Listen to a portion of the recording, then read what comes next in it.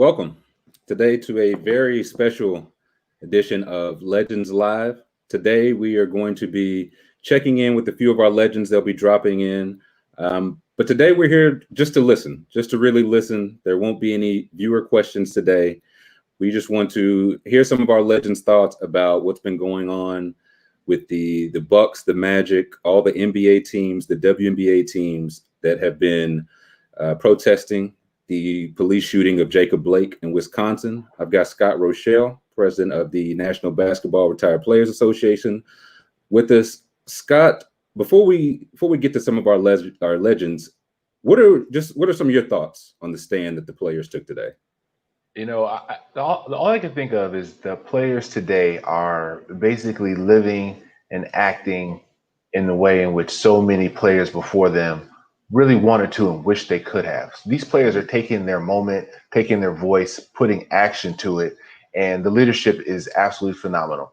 You can disagree with them, you can disagree with their positions, you cannot disagree with the fact that they are not wasting their moment. And right now what we see is action affecting the way in which the league operates, the way in which we operate. We're in the sports business. We want basketball to be played, but we also understand that there has to be some sort of acknowledgement and change off the court as to what's happening in the world. And the players they've realized that, and they're taking the stand to make sure something happens there. So you have to take your hat off to them, what they're doing with the voice and the power that they have. I mean, I've been around sports for a while, and I've never seen this before. And I don't think we will see this. We can't look back and see anything like this. There have been times when players have decided, look, we may not go back out if we don't get our way. I know, right. It was the old All-Star games when they were negotiating like for a pension and stuff like that. This is different. Yeah. This is the NBA playoffs, a bubble put together and during a pandemic for players to continue on and finish out an abbreviated season. And even in that, they decided, you know what, we're going to take a step back and we're going to make people think about what's happening and hopefully get some action out of it, because we can't go on the court right now. It's amazing to me. Yeah, it really is. It probably shouldn't play a factor, but do you think it does play a factor that it was the Bucks, like the number one seed? Absolutely. The team, like 60 plus, or on pace for 60 plus wins, back-to-back MVP, Defensive Player of the Year, Giannis.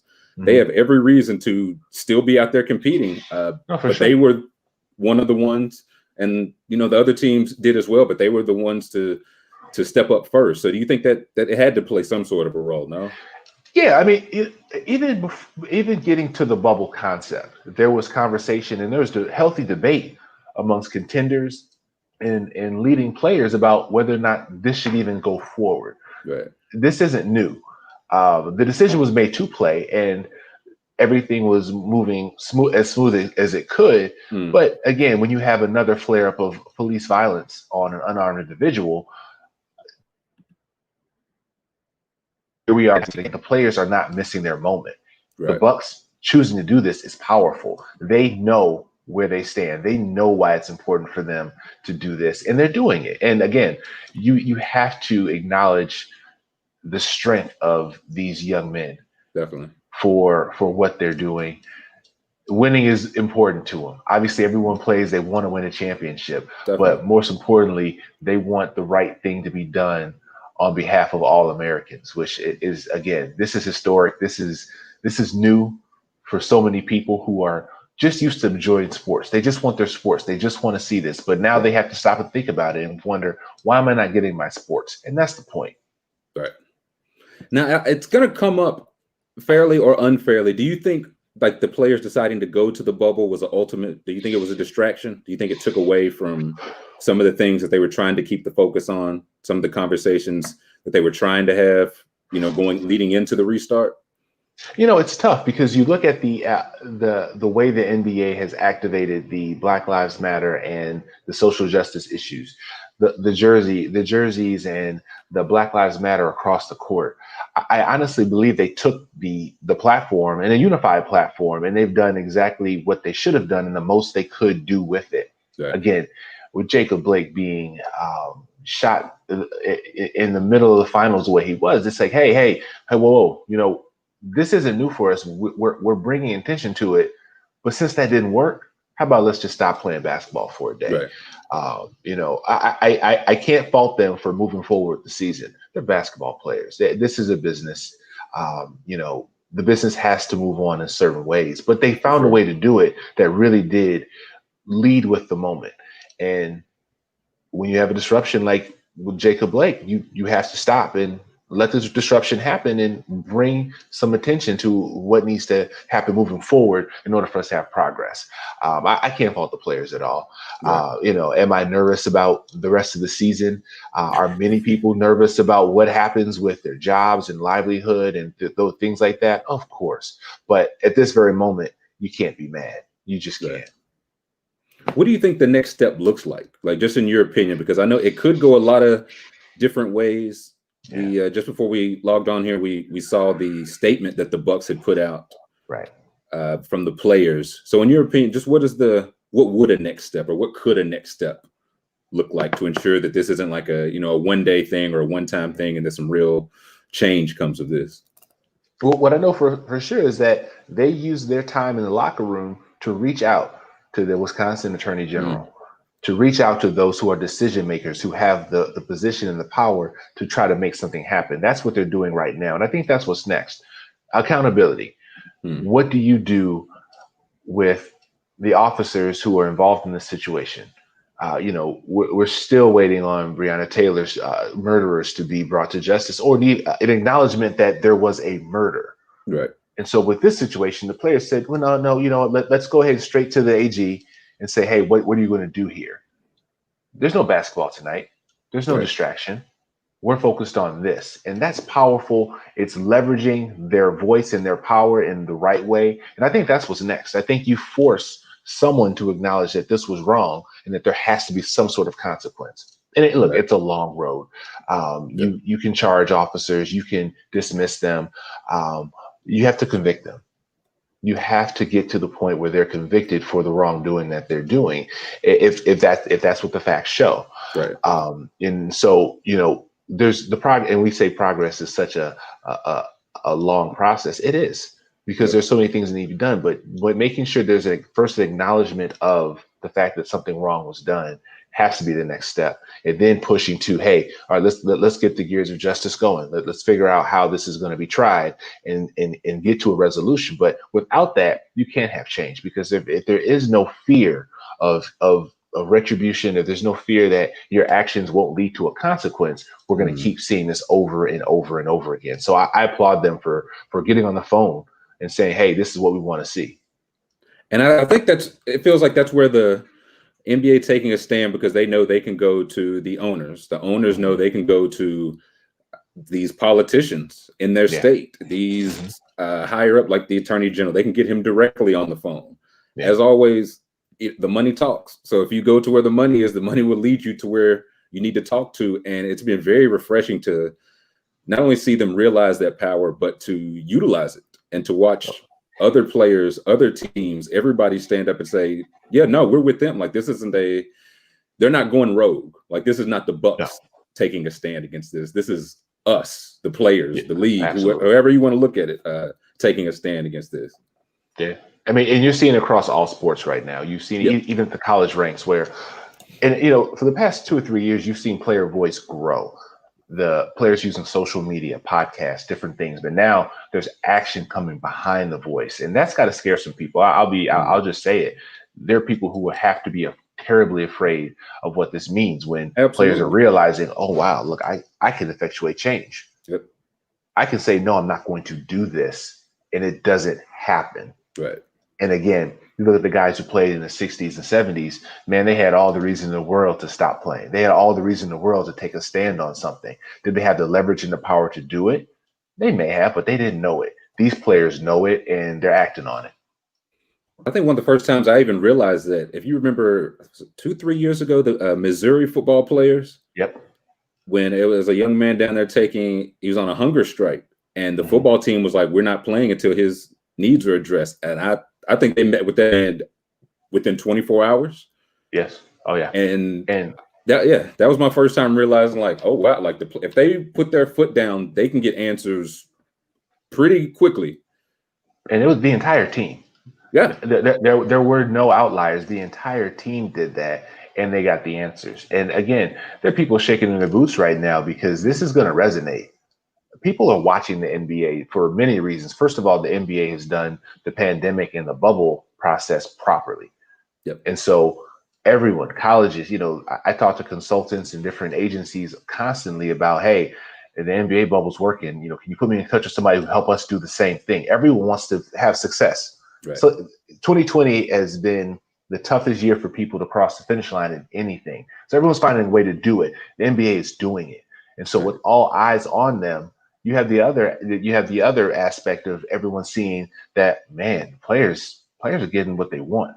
The players are driving the ship. The players are in control. And so when college athletes, which you see now start to do more of that, baseball, football's got a season to play. They believe they have a season to play. And so, you have to acknowledge what's happening right now and the growth of the player voice turning into action and what that really, really means. We've got going to welcome in Sam Perkins, former player, current Big Smooth. legend. What's up, Big man? Smooth in the house. Thank you for joining us. Oh, no problem.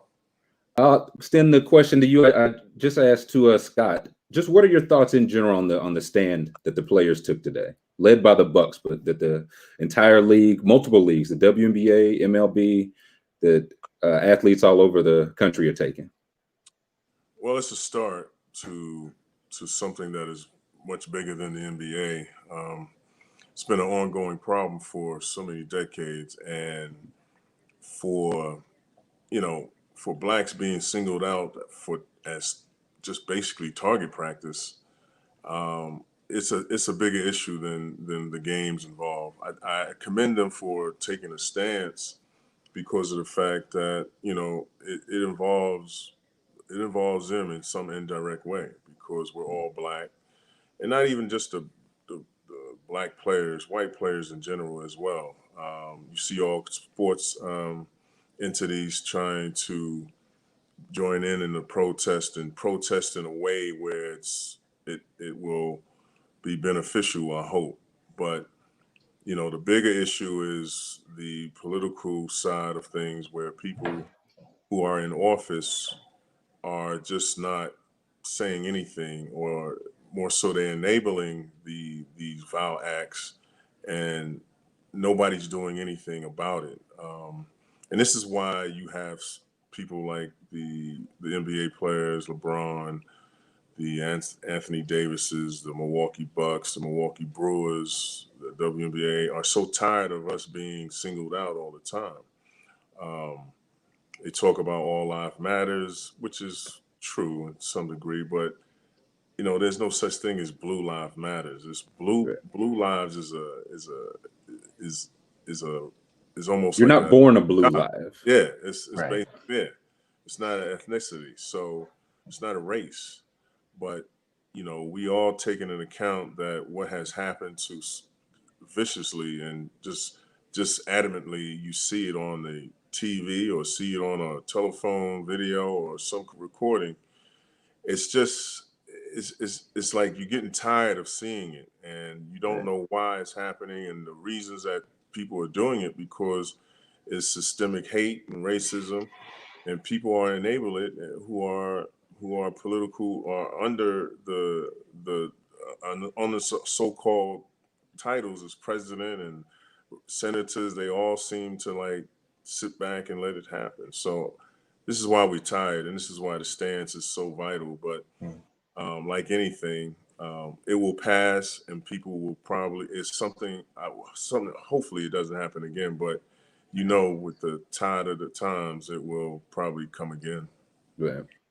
Now, as a former player, put yourself in their shoes for a minute. Like, what's this conversation look like inside the locker room? Like leading up to the game, either this morning, last night, whenever the Bucks were getting this together. Just like take us inside a player's mindset. What does a conversation like that even look like? Well, I mean, it's almost like, especially if you're a Milwaukee Buck, let's say it happened in your city, and you're almost like, man, you can't believe this has happened, and you want to do something, but you don't have. You want to do something crazy to the point where you want to do something for those who've been sacrificed in a way where they didn't even think about. But you want to do something so bad, but you don't have the power to do anything, and you're almost helpless sometimes because we're only mere basketball players, but we also people as well. And so I think you can't look at it just individually. You have to have groups of people acknowledge, just like the protests a couple of months ago, where people from multi races came and really made a good effort. White people, Hispanic, all kinds of individuals came and protested about the George Floyd incident. But you at another point again where you seem so helpless all the time. So that conversation in the locker room is like, we got to do something. Right. And there's ideas probably roaming around the locker room and things of that nature. So I guess the best one that came up today was the fact that I'm sure they didn't just boycott it on their own. They had to talk about it with the commissioner, those of higher power, higher rank, and said we want to do this. And so it's one of those things where it's unfortunate, but hope the boycott represents a great deal for the players and for the reasons why and all the things that have happened to Black people who just being mercilessly just killed with no caution, no reason, no rhyme, anything. So it's devastating, but you want to do more. I really think they want to do more, but their hands are tied. Right. Now, something I asked Scott, and I'd love to get your perspective on it. Do you think that the players ultimately going to the bubble was a distraction? Because there was some talk even like, should we even go back? While the George Floyd, as you mentioned, a lot of other stuff was going on. Should we even go into the bubble with times like this? Well, I had with so many things going on with the NBA not really knowing what to do at the time. There was so many things going on, like the COVID, the virus. People were dying, every day. There was some uncertainty how you would get it. Then there was the murder or the lynching of George Floyd, and the systemic racism was Black Lives Matter. People protesting. Yeah, there was some. I'm sure there was some concern, and but the NBA appeased the players. I'm sure they did in some way to write it on the court. Black Lives Matter. Have it faced on. Have it full frontal on the TV, televised games. The names of the victims on their jerseys. So they made it to a point where it was like almost, okay, if you do this, you can also send a message as well. And I believe that that's how they came to agreement to be at ease, like they can get the message across as well as making the playoffs profitable. But at the same time, again, it's a matter of what we do, how we do it in a calm fashion way. But we can make a stance all we want, but it's out of our hands because it's still as you can tell, it's still going on. Right. So what do you think that's that? Well, I was going to say just on that, think about it. NBA being a global game, eyeballs everywhere. Just them being able to put the Black Lives Matter across the court for how many days throughout a stretch of months, and that was, in my opinion, a really good way to unify and use that messaging. Right. I think what they figured out today was, man, you know what? We did all this, and now we have a new name to add to the list. Yep. So now we've got to take a step back and figure it all out again. And Right. I don't blame them for not having everything organized and ready. No one's prepared and ready for this type of thing. No one wants to deal with this type of stuff. But again, I'll commend them for just saying we're going to stop them from doing anything until we figure something out. Again, is it the cleanest, easiest way of handling it? No. But is it necessary? Absolutely. Right. I think it's one of those, like you said, there is no clean, easy way. If it was, it'd probably be done already. Like this this is uncomfortable. It should be uncomfortable. People getting killed for, especially on tape. That's uncomfortable. So it feels like this all of this should be cause some discomfort to all of us.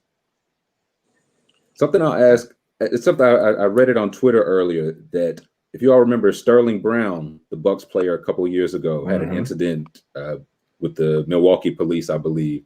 But then I also saw that a couple times since then, the Bucks had like Honor the Blue Night, presented like the game ball to like Milwaukee police. So I'm curious to what you both think about that. Like going forward, do you think that's one of the things that you kind of like negotiate out or work to smooth out? Because it feels like you're not going to be able to play both sides of this one.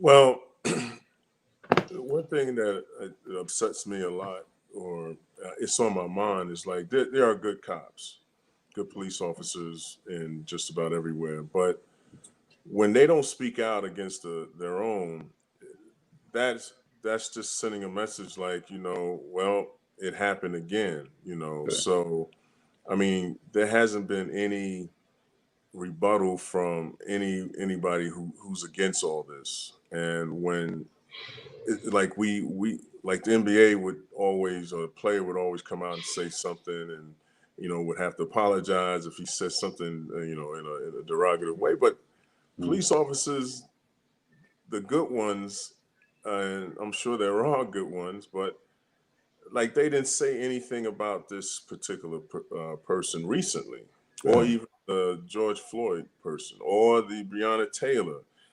You can go on and on, but no one has come out. And so when that happens, when you try to come together with police officers and you acknowledge them on a night to have camaraderie and have some equal justice and within whatever happened, and then turn around and they don't say anything about what's going on, then that leads me to believe that they are afraid of saying anything, or it may give the impression like maybe they don't care, or maybe he deserved it, or they start making up excuses. Well, he had a knife in his hand, or George Shouldn't have Floyd resisted or something. Yeah. or $20 fake bill or counterfeit bill.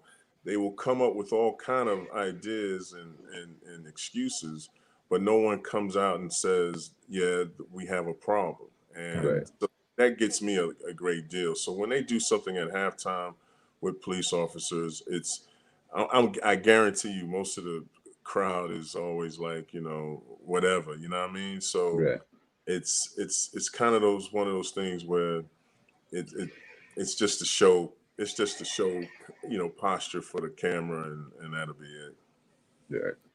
Yeah. To me, I agree. We see the tributes and those things, and Sam, you're right. There are good cops, but this is their time. Like right now, it's the time for good cops. Please make step yourself up known and say, hey, this is wrong. I guarantee you, there's no other group in this country that has bad apples that no one expects to self-police, no pun intended, and to gather up your own community. These people are out of line. Take care of your people. We see it with so many other groups, and we tell them, "Hey, well, those are bad apples. Then fix it." We don't do that with cops. But I'll say this: I had a career in private practice with a law firm for a number of years, and one of our clients was law enforcement. We represented municipalities, and I will tell you this: one thing was for sure, they were supportive of each other. Right or wrong, there was support, and it's going to take people with immense strength and courage to step out and say, okay, that was wrong. We can't do this. We have to fix ourselves from the inside. Because look at all the things that are happening now to try to get change. We're marching, protesting, we're boycotting games, we're doing all these things. But really, the most powerful thing would be for them to change from the inside. Because we do acknowledge there are good cops. Policing has a role in our society. But if we're not speaking up about those who are doing wrong, then there's basically no purpose in acknowledging the good cops if they're not doing what they're supposed to do, which is cleaning up the bad that's representing them. Right. I mean, if Sam, if you were, as a former player, if there were former players out there doing things that reflected poorly upon you, I guarantee you would probably have to pull your coattail and say, "Hey, man, look, you're making us look crazy." Right. We don't see it, and it may happen, but we need to shine a real light on it so that we can it can be acknowledged, and we can say, "Okay, there's work happening there." We don't see any of that. All we see is the lack of acknowledgement, the lack of accountability, and therefore this problem keeps perpetuating itself. But no, yeah, I wholeheartedly know that there are good policemen out there, but your time is now. This is it. The spotlight is on you. We need you to step up. And as a former player and the players, a lot of people perceive us only as basketball players. So we don't have we were told to shut up and dribble and things of that nature. So we're not inclined to be even voicing anything on this, even though they're killing black men in this situation. We're not qualified to speak. So that's some of the people's attitude when we do come out and speak or boycott a game, or we come out, as Charles Barkley says, or Shaquille O'Neal, Kenny Smith, when they have an opinion, people just telling us basically be quiet. So, and that's the other thing where our voices are minimal to a lot of people who really look at this as just a passing.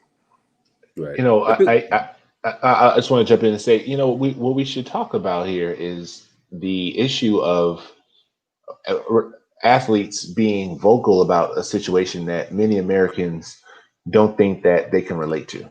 And I think Sterling Brown's a perfect example. Sterling Brown I saw the video, there are probably between 3 to 5 cops there to handle a situation where he parked over a line, or I think it was a handicap space that he parked in running into Walgreens at night. I think the message that has to be given is that at the end of the day, it doesn't matter who we are, how much money, education, status. When a police interaction happens, it's almost a great equalizer. You're seen as a black man, and anything can happen. And I think that's why it's important for athletes to speak up, because Sterling Brown being a perfect example of it, but we all know that it could always be us. Yeah. I mean, it happened a couple years ago to John Henson in Milwaukee. He got profiled. I think he was trying to get inside a jewelry store. Yep. After he had signed a $45 million contract, and they saw a 7-foot black man outside, and I think they called the police on him. Absolutely. So yeah, it don't matter if you Jacob Blake, if you 7 foot tall like John Henson. Again, we're seeing the same things, and we're seeing them over and over and over again.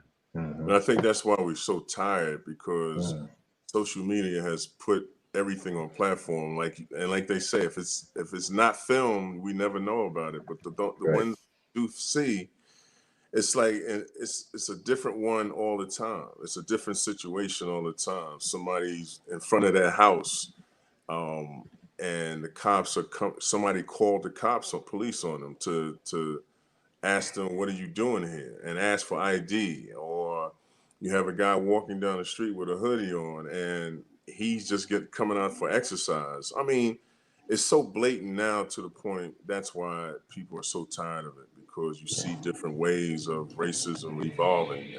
The systemic side of it is just tiresome.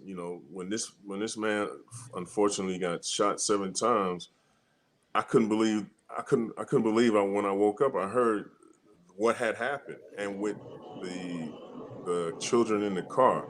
For whatever reason he was shot, had no reason. I mean, it was no reason at all to be shot 7 times. And I mean, I keep going back to it, but it's so ugly and so vile, to the point all of them have been vile. And the cops and the police officers treat people differently if you're white, treat differently if you're black. They take them. There's a kid now that's walking around with an AR, whatever, killing people. And from what I heard, they asked him to assist. To help protest, kill people, or if you see something out of line. But that's they're passing out water to him, shaking his hand, But he traveled from Chicago. He traveled to the north suburbs of Chicago. He had an hour drive to get up to Kenosha just to be there with his AR-15. That's You what know, I'm he's saying. not a local store owner trying to protect the business. He went Right. for trouble. He found Right. it, and And he now shot. we have 2 people dead. And that's what it's so ugly. I mean, you get tired of it, of the same thing. If we switched places and that was me, I would have definitely been shot up, arrested, beat up, and things of that nature. But it's a two-way thing. But it's so ugly to the point where people now are just so tired of it. Right. I think a thing about, athletes get asked, when they say something about it, it's stick to sports. Or when they Yes. say something, it's like, well, okay, well, you're talking about this. Why didn't you talk about ABC? And it's like, okay, it's almost like you just really don't care what athletes have to say. Like you're just kind of pushing around the reason why you don't want to hear from them. Been stereotyped for so long Yeah. that all we know is we play ball and that's it. But Right. over the past, even in the past, players have taken sides. Kareem Abdul-Jabbar, Jim Brown, Muhammad Ali, all these guys have made their voices clear on which they stand. But nowadays, people, and because of the political views and politics, people are now coming out even more strong and showing their faces. They said they took off the hoods, and now they actually out there doing their thing. So, I mean, it's and people like myself and everybody else, I guess, or even the players of the day, just be quiet. Be happy that we letting you play basketball, or we giving you Be this type of thankful. money. Yeah. Yeah, we giving you this type of money to play. Well, I see it all the time. People love sports. They hate the athletes, and Yeah. these situations bring that out. Yeah. They love to watch a game, but let a player have an opinion. Let something happen. You see the hatred of the athletes so quickly. LeBron James is arguably the best player playing basketball right now. But man, if you see the hatred he gets and the things that people say to him on social media, and it's like, I guarantee you, if he sent you tickets to a Lakers game, you'd be right there. So, Absolutely. If he but followed you back, yeah, you'd be happy to see it. so the issue is this. I mean, I think it's important for players to see this now, to understand that. Look, people love to see you run up and down the court. They'll spend money. They'll spend their money to support you playing basketball. But as soon as you have an opinion or say, "Hey, I'm a human," Right. and that's important for the guys to see right now. And they're seeing it. It's being exposed. I mean, 2020 is just a year of everyone being exposed. And we're going to be better for it. At the end of the day, we'll be better for it. The players they've already realized their power. They're exercising it. I mean, Sam, question for you. When you were playing, would you ever have thought you could have pulled off just saying, we're not going out there to play? No. Right? We would be fine for the moment. Nobody wanted to be fine. That's the only thing. But Right. regardless of what belief we had, just the guy back at the time, what's his name from Denver, the guard, Chris. Mahmoud, Chris yeah. Jackson, Mahmoud Al Rauf. Abdul Rauf, yeah. Yeah. He got blasphemed for not standing attention to the flag. So we couldn't even do anything back then that would even be standing up for equality because of the fact the NBA wasn't ready for it. The message wasn't ready by the fans for people, black players, even black players, to stand up for something like that. So this could not have happened in the 80s, 80, 85, or even 70s, even though we had more prominent players. It wasn't, the world wasn't ready for it. No. I think back to the 90s, Craig Hodges, the guy that won got shooting the lights out 3 straight years, and then speaks his mind, and now he's not on the NBA roster. It's weird how that works out. Mm-hmm. That just shows you how political it is and how blacks are being looked upon or perceived upon because we have no voice. But yet and still, they're killing us because of the fact I don't even know why they're killing us. I asked a white person one time. I said we was in not a debate, but in a conversation. I said, why do white people hate us, hate blacks? And she couldn't give me an answer. And so I was like, well, that's the answer I'm looking for. Why would you be so determined to keep me down all the time and in almost in every field of human endeavor? Why would you want to keep me down? I'm just as equal as you. I'm sitting here talking to you. So Right. they couldn't answer that question. I would like that question answered one day just to see what they say. Is this something? Do you think this would have if everything was the same with the Jacob Blake situation, but we were outside the bubble? There's no pandemic. Like if the Bucks Magic are in that arena and there's 30,000 people in there, do you think it's is as easy to make that decision? Not to play, to walk out. You If think there was no being bubble, if everything was right? normal, it probably would not be. I say because everything was if everything is normal, people expect everything to stay normal. The statement, yeah. Yeah, because of the fact that that's how things go for the NBA's entities and any sport. They wouldn't. If you would have to have like a conglomerate of players and teams. The whole NBA shut down. You have to have more than just one particular team to pull that off. Right. You have to have the NBA and the MLB. Who else is playing around this time? The WNBA. You would have to have all of them say that's enough and walk out, because if you find one, you're gonna have to find everybody. Right. But then again, remember there was a shortage in the league one time, and they started having scab players. People started crossing the line. You know what I mean? Right. So you're gonna have that again. You're gonna have that issue again. Like some players, I'm not boycotting this time. I'm not holding out. I'm not. Right. So you would probably have that again because some players would cross the line. But I think the union of the NBA, the players union, is so much more tighter and much more conscious that maybe that would have been pulled off. And maybe if it was normal, but definitely the bubble is more powerful because of the fact that everybody's looking at the NBA, and it's a Black Lives Matter type thing, and more of a consistency with players and the teams involved. So you don't have all 82 teams playing. So all 30 teams playing. Yeah. So that makes it even better situation in the bubble. But yes, having all the teams kind of like boycott would have been hard, to do much harder. We'll Hey say you, guys, Scott. You think it would have been the? yeah, how I think that the fact that they're all there, and let's be clear, in the bubble, they're bonding, they're Right. communicating. It's so much easier. They're going to come away from this bubble so much more cohesive as a unit of players because they're there spending time. They're stuck with each other.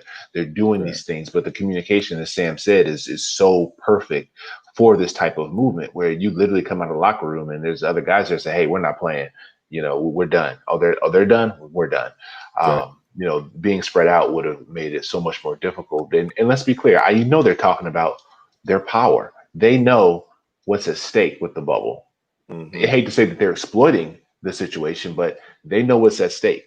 Right. They know that the NBA has a lot riding on this working. And so when they decide they're not going to play, people have to kind of fall in line and say, okay, well, you're not going to play today, but what do we need to do? How do we need to listen to you so that the next few games get played?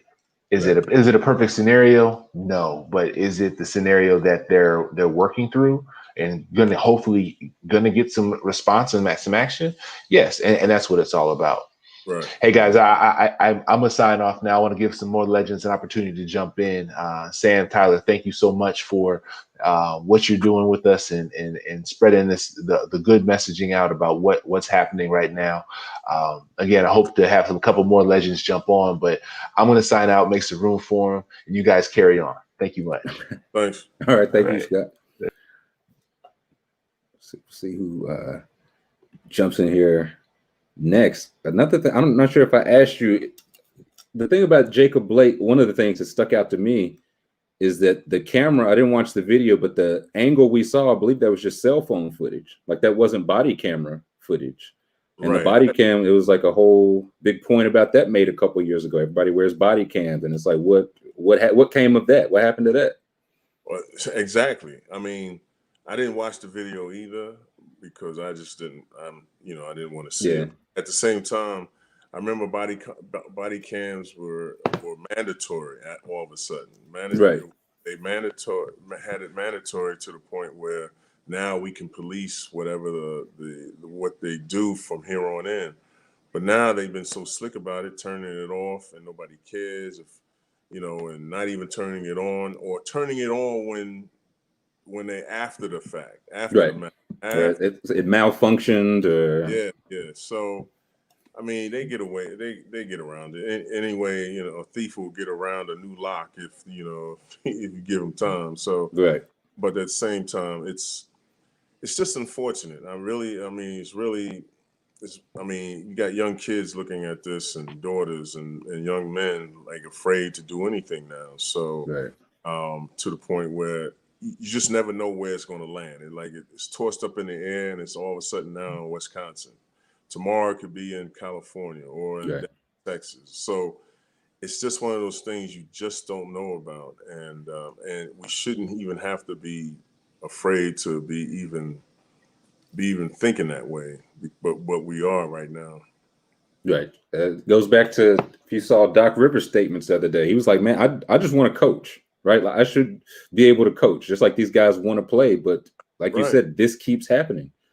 We have to address it, right? Like nothing's changing. It's going to keep happening again if we don't Yeah. address it." I hate that. I mean, he made some valid points. I mean, I'm sure everybody saw or heard what he said, and you know, he made one profound statement, made several, but one thing Mhm. that came out of that was they keep telling us to love this country, but this country doesn't love us back. So, Right, I mean, there again, it shows how people have been oppressed and suppressed and all in one, to the point where for every step we make, they pull us backwards, two steps backwards. So right, it's one of those things where they give you something, give and take, and then they just take everything away from you. So right, they make you to believe that you're progressing, but you're actually not. right. It was something I asked Scott before you jumped on, so I'll pose it to you. What do you think the next step is here? Like the Bucks as a team, they released a statement. I'm not sure about the games tomorrow. I don't know if any decisions have been made about that. But just in your opinion, what's the next step even look like? Well, it's with the basketball in the bubble itself, or Yeah, I just mean, in general, but yeah, particularly like the games. Like, is there a certain checklist? Is there something where they're like, okay, we get A, B, and C done, we'll play tomorrow? Or are they waiting to hear more? Like, what do you think that next step looks like? well, well, we've been asking a lot of people, more so than just the players, been asking about arresting the officers for Breonna Taylor, Mhm. uh, justice for her and her life and family. We asked Definitely. for George Floyd. I mean, these things are not even being, at the forefront of anybody's um, top list. It's not on the Right. list of anything. So, I mean, I don't know what the Bucks or the NBA will do in that matter. I believe that they will probably agree to hold out and then probably finish the series itself, because they're not that far away in a sense. But I Right. think that between time and in between time, that they will have to players are going to have to unite. They protested, and you see how far the protesters got. It Mhm. was a nice thing for everybody to come together, but it died down, and now another killing has happened. So I Right. don't know how much protesting or marching effect it had on people. I mean, it had a great deal, but I Right. mean, now it's time to start voting, and I don't even know voting is.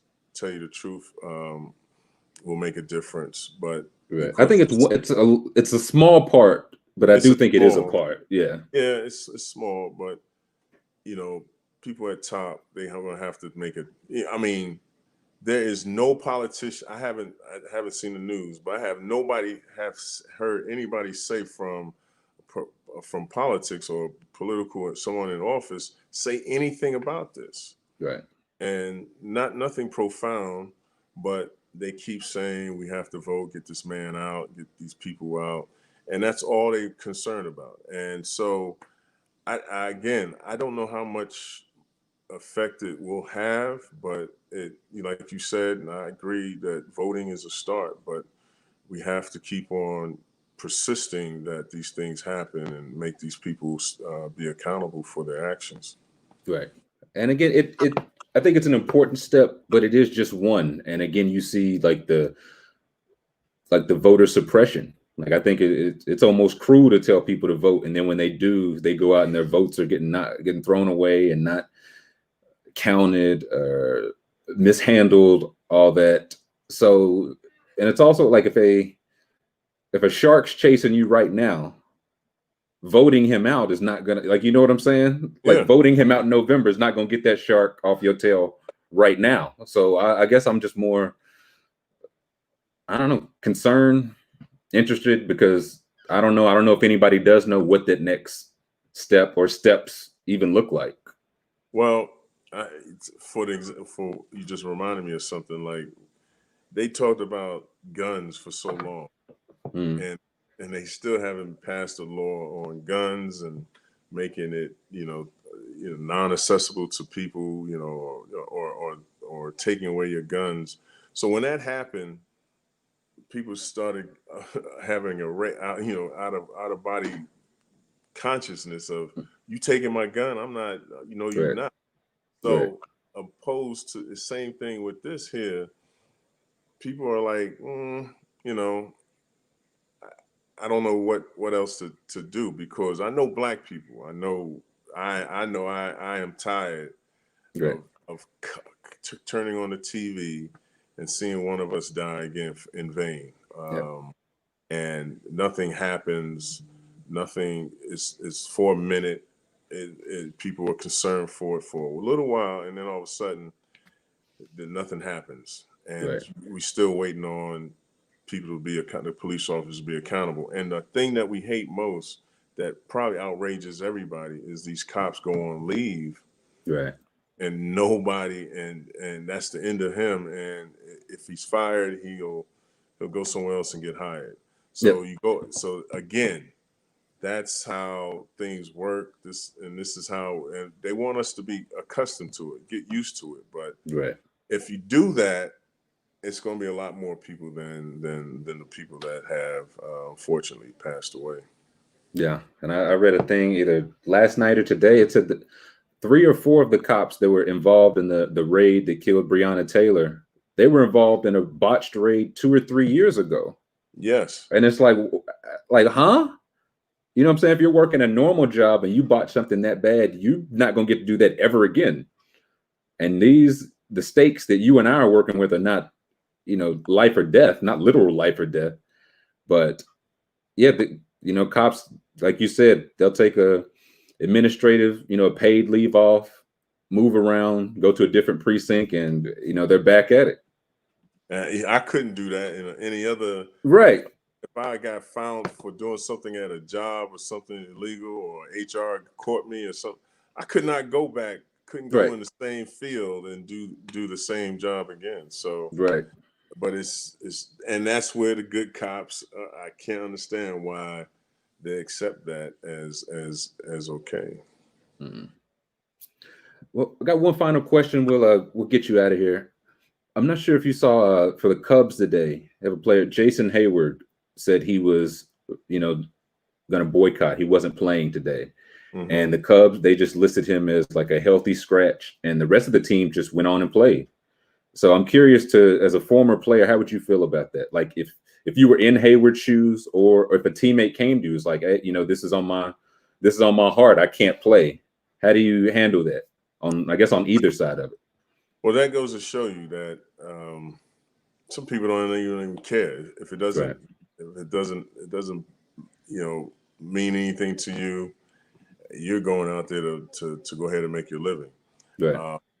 You would have gotten paid anyway, if it was just like Haywood in a sense, in his case. But I think players, there's different types of individuals. I found out that some people don't even have any apathy for anything, and there's Yeah. others who will give their last dime Right. to a person if in need. So, I mean, players in different sports react different ways. Colin Kaepernick, for instance, I mean, he did what he thought was best. And now, as you can tell, you have somebody like a Roger Goodell saying things like, "I wish we had listened to him earlier." Right. Now they knew right. They knew right then and there, way back then, what he was doing. Absolutely.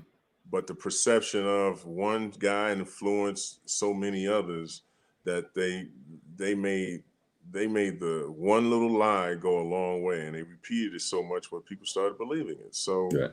I mean, it's up to individuals to make a difference.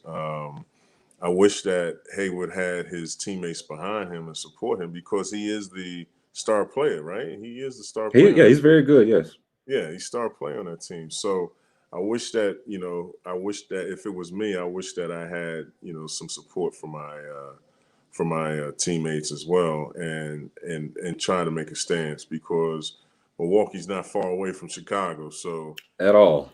that would have been even more of a broader stance and a message sending out to a lot of people, because you're hitting the bottom line. When you talk about money, you're hitting the bottom line of a lot of entities and a lot of sports organizations. But it is just so foul how things have become now, because racism has you have seen its face in Yep. full effect, and it comes in a variety of ways. You're just not ready for it now. You knew if you weren't served or you didn't get service because you was black, that was racism. Right. Or if they told you what you like on the menu before you even ordered it, you say the chicken, and they Right. they Right. say chicken. And I mean things of that nature. But now it is so many ways of racism that are being told by, and it is unfortunate, and people are now not, nervous. I fear for the older people, the Mhm. people, seniors who had lived this, had a touch of it back in the 50s and 60s and 40s.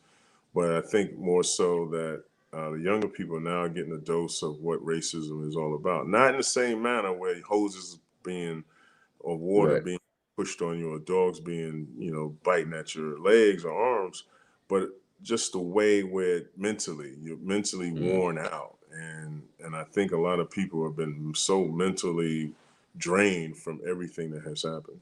Mhm. Great insight, Sam Perkins, Big Smooth. Thank you for your time. Thank you for Man, joining us appreciate it. on such short notice. Yeah, I'm sorry, I was No, driving.